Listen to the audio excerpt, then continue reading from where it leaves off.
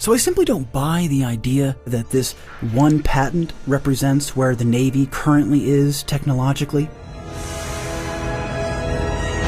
I don't think so.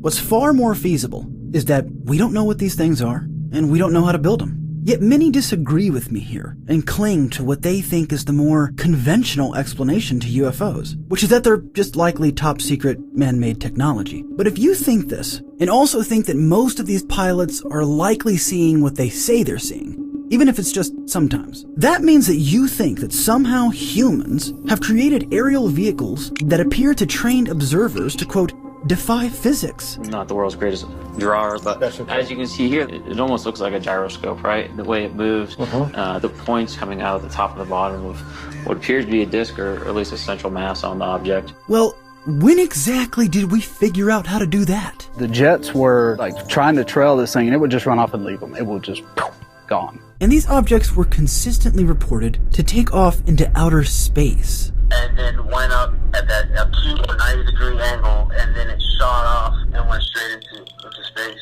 or in the air, or wherever it came from. And all the while, this man-made, physics-shattering, solar system-traveling spacecraft, watercraft, aircraft, craft has remained completely secret.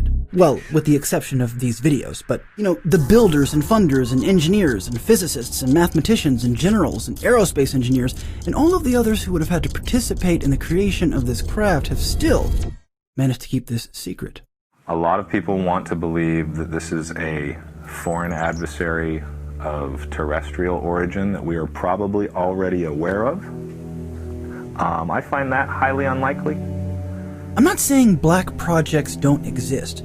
Back engineering, exotic metamaterials are all presumably stuck deep inside of compartmented programs. We also know that foreign adversaries are currently exceeding the US in hypersonic maneuverable missiles, clocked up to 6,000 miles per hour. Мы назвали его Сармат. But look at that massive plume of smoke. This is the most advanced stuff we seem to have, and we know exactly what we're looking at here because these missiles follow all the laws of physics, as they should. These speeds will eventually have commercial applications. Hypersonic technology is a really important investment area for the future. In the next decade or two, you're going to see that become a reality. But no one here is even close to talking about an object that far exceeds supersonic. Oh, well above supersonic. It like a bullet out of a gun, it took off. And no one is talking about an object that has no exhaust plume, or that can suddenly stop, or hover motionless in the clouds for days, then bolt down to the sea. This object drops out from the sky. If you see a shooting star, it'll break up, but this thing just kept coming down and it stopped. At that moment, the object goes from right to left in a split second. It went so fast that we actually had to turn our bodies for fear.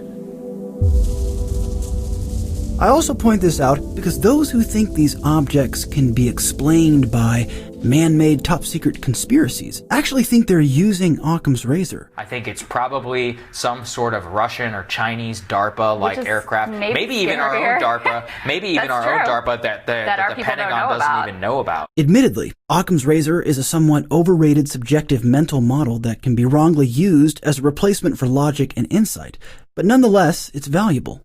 So judge for yourself. What's more likely, the man-made conspiracy theory that requires a labyrinth of assumptions, or that we just don't know what these things are?